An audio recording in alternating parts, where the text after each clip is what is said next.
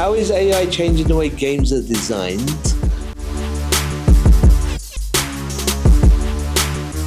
As you can tell, you can take a simple concept, you can say, listen, now I need a game design document, give me a template. So the technology companies have made it so complicated, it has actually become a kind of a device or a tool for hackers. What's one AI and Web3 gaming feature which will be in super demand, the trend of 2026? Can an AI model accurately or closely predict what an outcome of an event could be, and then probably use that for their own gains? Hi everybody, pleasure to be here today. We have an exciting panel. I hope some of you are gamers or fascinated by gaming like the panels are. And let's quickly, in the interest of time, quickly do an intro. Amit, can you start first? Yeah. Hi everyone, pleasure to be here. My name is Amit. I'm the founder and CEO of Football Fan App. Football Fan App is a Web3 social ecosystem for fans where they connect, share, and collect rewards, which are FanCoin from which is our own token. With FanCoin, then you can buy various stuff from various other brands like Apple, Samsung, Nike, and 20 different football clubs in the UK. That's what I do. Thank you, Stephen. You are there, guys. My name's Stephen Green. I'm the founder and game producer of a company called the Sarge Universe. We're building a build and battle mobile strategy game, and we're looking to change how mobile gamers can actually build careers inside our games. Morning, everyone. My name is John Morgan, or Mr. Wedge. I'm the founder of the Wedge Consultancy, and I'm one of the co-founders of the Banana Zone app, which is basically a degenerate gambling app, but we just came fourth in the Colosseum hackathon. So here I am. Good morning, everyone. I'm Lorenzo. I'm the head of business development of Sweat, formerly Sweat Economy. We're one of the largest Web3 consumer applications with roughly 2.5 million monthly active users. On the one hand, we reward users for their steps, so we incentivize physical activity. And on the flip side, we also help consumer companies in Web2 and Web3 to present the product and services to a qualified audience of crypto-curious users across the board. Very glad to be here. Hey everyone, good morning. My name is Karan, and I'm the founder of Dexwin.bet. It's a decentralized sports betting platform. Specifically, you can sign up with one step and predict different games, and obviously, win a lot of money from it. But yeah, that's something that we've been building for the last 3 years. Primarily, using the benefits of blockchain technology and making life easier for a lot of players across the globe. And pretty excited to be here today. Yeah, looking forward to it, Sanjay. Thank you so much, guys. Okay, let's kick off with one of the questions. I'm going to actually put the first question to Stephen. This should be quite interesting. Okay, how is AI changing the way games are designed, and from NPC behavior to entire story arcs? Yeah, well, it seems to, I don't really use it myself in the game design, but it seems to be speeding up things dramatically. As you can tell, you can take a simple concept, you can say, listen, now I need a game design document, give me a template. I mean, that in itself is weeks worth of thought, and AI does it in a split second. And then you actually need to fill in the template, you've got a game design document, then you can make mock-ups, and before you know it, you have got the core concept of a game, and then you can start taking it into production. So there's a lot of cool AI. I don't lean into it too heavily as I do. Don't get me wrong, brainstorming on ChatGPT is one thing, but then actually taking a 2D concept and turning it into 3D is what people are doing. But I've got my own team and I'm happy with going forward like that. But it really is getting exciting for indie developers who don't have the budget and they really want to speed up the production of their games. So yeah, very exciting stuff. Great stuff, thank you. And Amit, please. Yeah. So from our perspective, we are mainly a user-generated content platform with gaming as an add-on to it. With AI, we actually develop a lot of games ourselves, but those are mainly related to football. With AI, I'm sure we haven't tried, but we have to give it a try and see how good those games can be created using AI. So it's still a work in progress, I would say. With AI, as we have all experimented with ChatGPTs of the world, it's still an evolving technology, but quite fascinating. I think it is going to change a lot of things. It has certainly reduced a lot of work for us on a day-to-day basis, and I'm sure with gaming also it's going to help. But we have to give it a try. We haven't tried yet. Absolutely. Yeah, I guess for Banana Zone it's a bit different because it's a high-level prediction, effectively gambling game. So the AI where we've used it has been kind of on the back end, that we work closely with Solana. We built it all on Solana, but actually testing all of the smart contracting and all the Web3 part of it, that's what we tend to use the AI to check that initial first check. You know, it still goes through smart contractors, it still goes through a whole process, but actually that first thing of right, we want to do this, and this, to pump that through ChatGPT or whatever we use. Again, I'm not a dev, I'm a sales guy, as you can tell. But yeah, that's kind of how we use AI, because we don't have a story arc. You know, we have every 30 seconds you try and predict the value of Sol or Bitcoin or ETH. That there's no story to tell there. You know, like the way we've built it is very, I guess, sort of ADHD, early iteration of the internet. You know, it's kind of hectic. But yeah, the AI doesn't really fit with us. It's more that testing and the sort of Web3 smart contracting bit. Fine. I'm also not a dev, so I do share that sentiment. But we've actually seen that with AI, personalization, not so much of game design, but of UI journeys is pretty massive, in the sense that every user journey that we can think about with the use of an AI agent, which we now call MIA, movement in action, is completely tailored to a user's preferences. As they use the app, the agent will advise different features to use next, just based on historical usage of the app. And so that moves from a fairly static UI, meaning all user journeys are designed to be used in the same way for all users, to an extremely dynamic user flow, where each user will follow a different arc, let's say, and AI just enables a lot more scenarios for a lot more users, and overall just better satisfaction across the user base, which is something we've seen probably over the last 3 months, the best uptick in retention because of this. So I would say that is, although not necessarily gaming adjacent, is the best use we've seen of AI within the company so far. I think I'll definitely add to that point, right, Lorenzo, because as of today, the world is moving more towards a hyper-personal kind of experience that you want to deliver to each user. And the minute, you kind of bring it to on-chain use cases, there's a lot more that you can actually do with it, right? Like, for example, reward players for, making certain actions in games that can probably lead to bigger things. Obviously, understanding on a deeper level how each and every player performs in every game. For example, if I look at it from a gambling use case, right, you could understand what are the top kinds of things people like to gamble on, that, and then give them options on the next case that would be something that they would relate with a little bit more. So kind of making it more personal on the on-chain level is, I feel, a way that, the industry could move towards.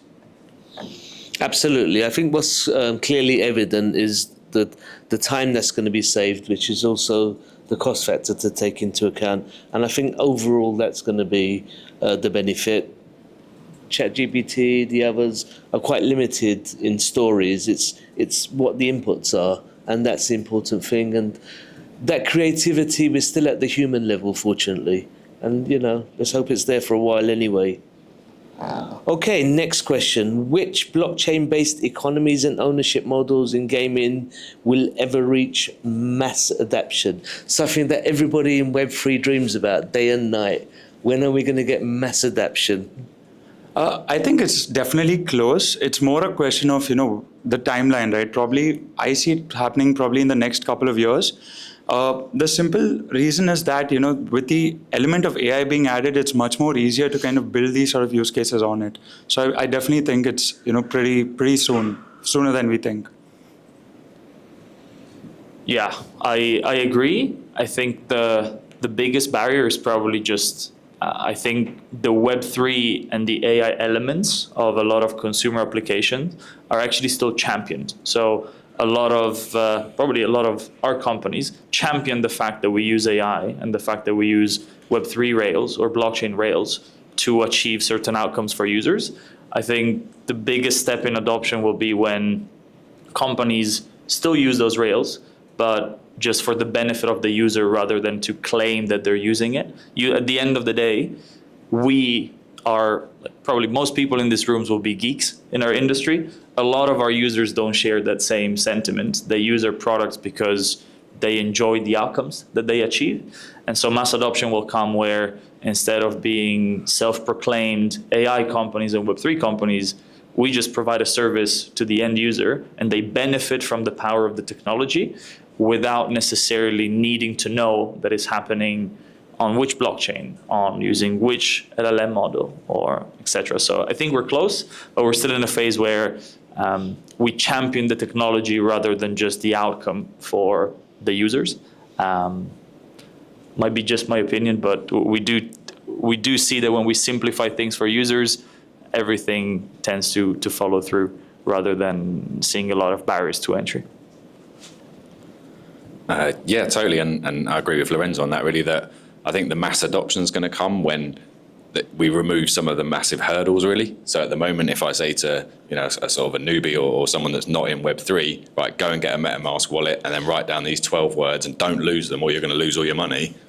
Most people would just go, I'm not going to do it then. That's a ridiculous thing.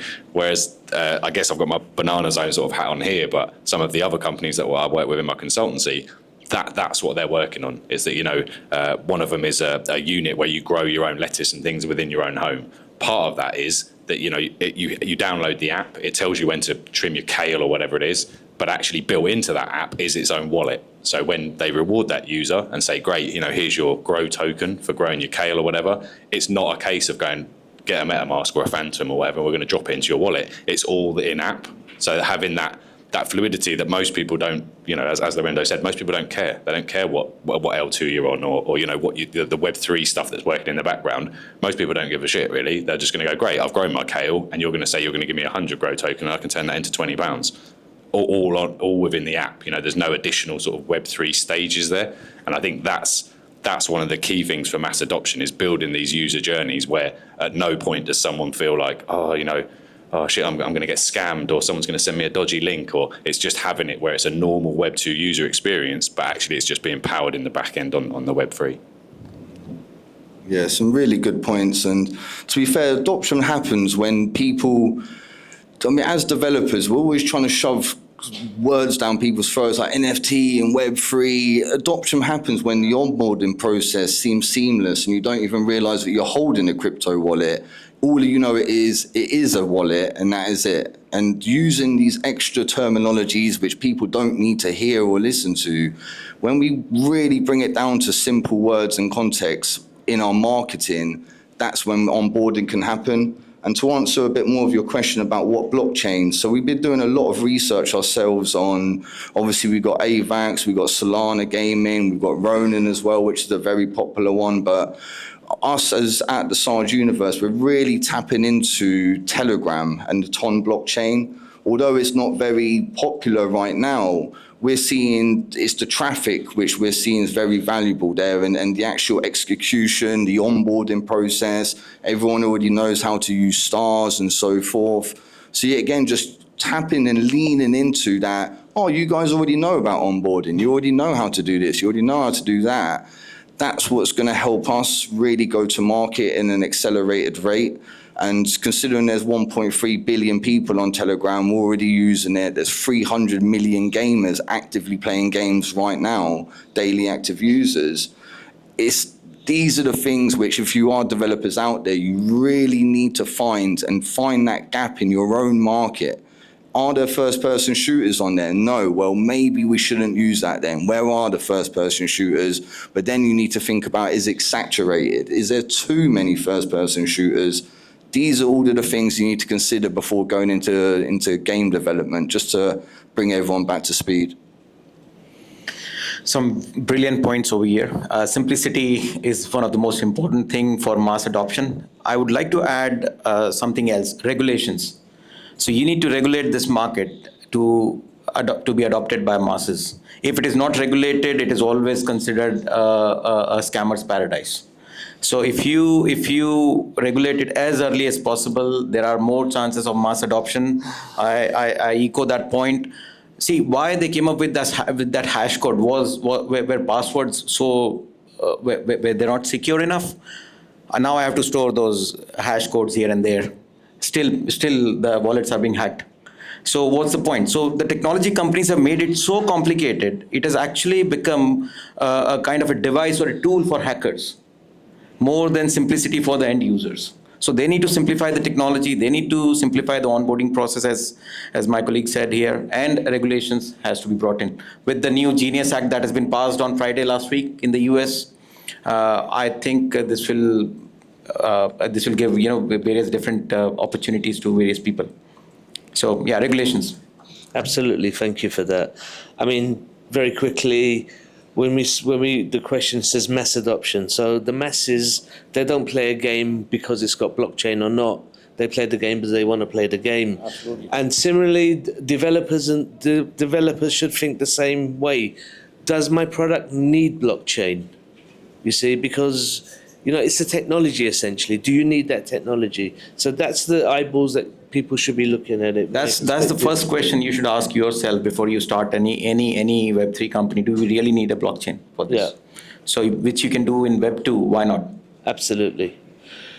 We're running out of time, guys, so let's be really, really fast. What's one AI or Web3 gaming feature which will be in super demand, the trend of 2026?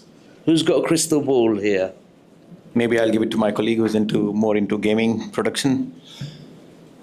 So I'd say that moderation is the key there, because for the fact that one AI can be a 2,000 person room, and if someone on the other side of the world calls someone a name, it automatically does it for you. It's going to cost you a fraction of a penny that it's going to be to rent out a room and start paying wages and so forth. So the moderation of your game itself, AI is going to take that away, and it's going to help dramatically and faster and more effective.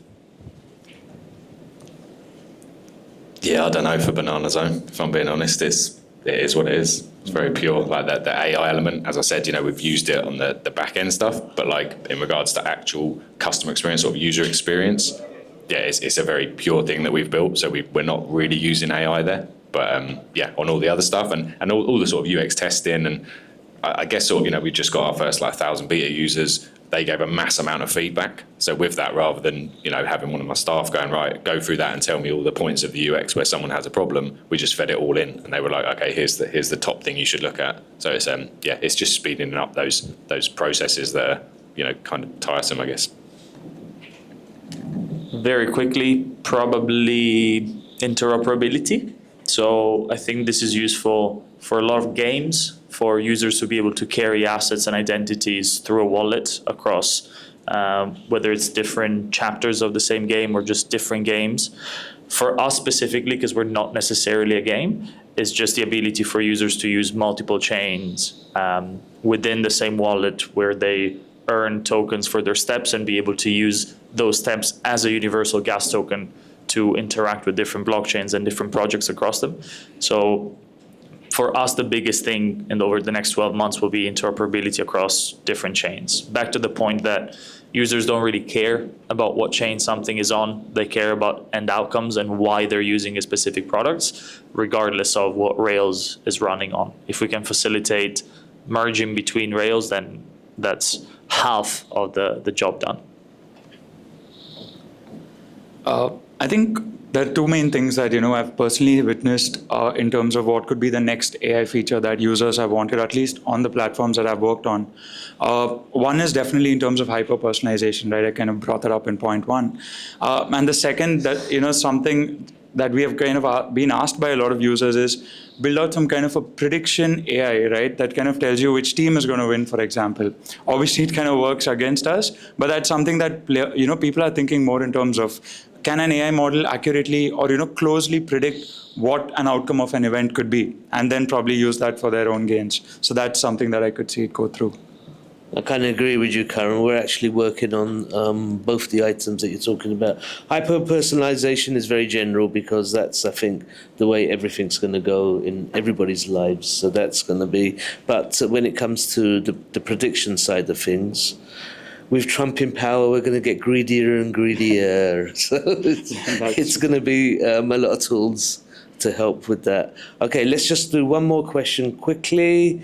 Is the rise of user-generated content powered by AI and Web3 helping or hurting the traditional gaming industry? Now, I get asked this question a lot because we've got a co-pilot, a gaming coach that sits on top of CS, Counter-Strike. So, but I'm not going to answer it. I'm going to leave it to you guys. Yeah, I think in terms of user-generated content, that's definitely something that a lot of users out there are leveraging AI to kind of get more content out of. And adding the element of blockchain to it kind of builds its authenticity as well, right? Like, what's legitimate or not. So I feel AI and blockchain definitely work hand in hand to kind of bring in the entire creation or the creator economy really out there in the market, so that things that are built with AI can be, legitimate because you have some sort of on-chain proof to it, and that kind of builds from there. Yeah, I'm very much bullish on that. I think there's let's call it cautious optimism in the sense that I think AI and Web3 can be a very winning combination in terms of the AI helping with the generation of the content from a user perspective, and the Web3 element helping with the ownership and monetization of that, like providing the rails on which some of the ownership and payments happen for the distribution of that user-generated content. I think where it gets tricky though, and that's where the cautious word comes in, is in the authenticity of that content. When it comes to using AI to generate content, it's very easy for someone to just portray something that is not real or true and benefit from it financially at the cost or at the expense of other people. So yeah, very cautiously optimistic about it. But I think Web3 and AI is a pretty winning combination for this use case specifically. With Banana Zone, like we've fully embraced like the user generated content and them using AI. So the whole brand that we've built now is like stupid memes, and you throw it into Kling or something like that. Yesterday we had the Coldplay couple, but instead of them ducking down, they just got hit by a massive banana. And it's like that sort of stuff. It's very easy to do. We put stuff out as a brand where it's us, and we've done loads. Like Pablo Escobar sat on a bench slowly eating a banana, and all these stupid memes that everyone knows. But actually now we've got users doing that same process, and that's kind of the way that we wanted it to build the brand. Because if you say to someone, create me some content, create me a video about Banana Zone, most people won't do it. They have to be proper avid believers, gamers, playing it all the time. They have to be your core community to do it. Whereas if you say to someone, here's the image, who's going to make the funniest meme? Who's going to do the funniest thing with a banana in that? And the ability to chuck it into chat or, any of the AI tools that you can use, we've fully embraced that. That's the content that we want to see. Until the game's there and people are, on actually playing the game and recording it and doing that sort of content. Up until that point, we're running these sort of community building schemes where it's right. This is the meme of the day. Who can do the funniest thing with a banana with this? Which sounds ridiculous, but it is actually working.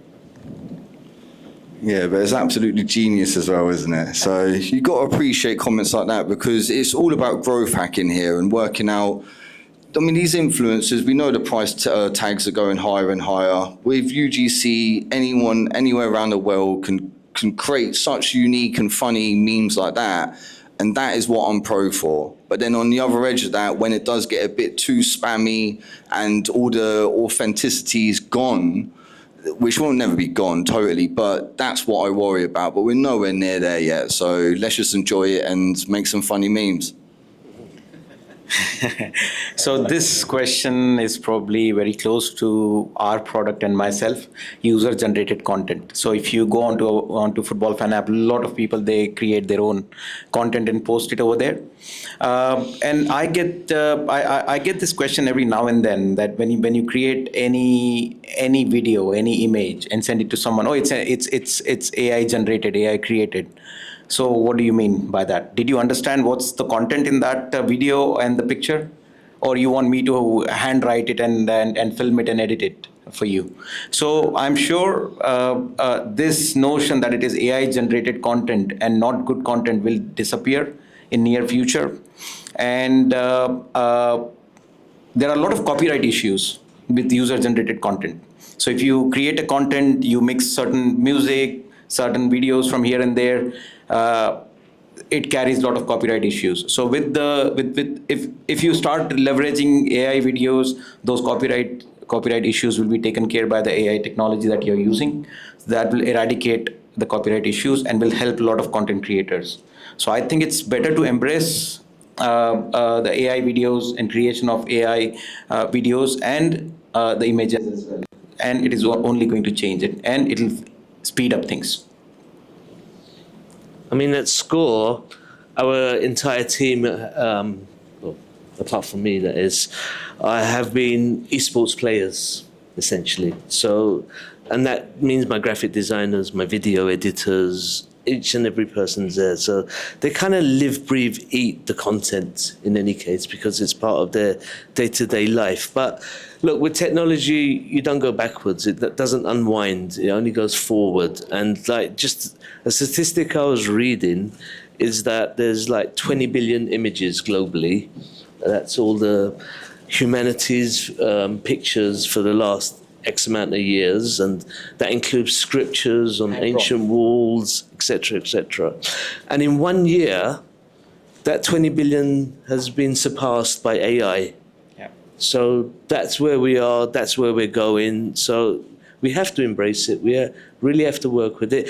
And it's not so bad, some of the content that comes out. We have to, like, respect that. You go, that's better than what I can do, kind of thing. So that's where we are. Great, lovely. I think we've run out of time. We've got many more questions, but we'll save it for later, I guess. Thank you so much. Been an absolute pleasure.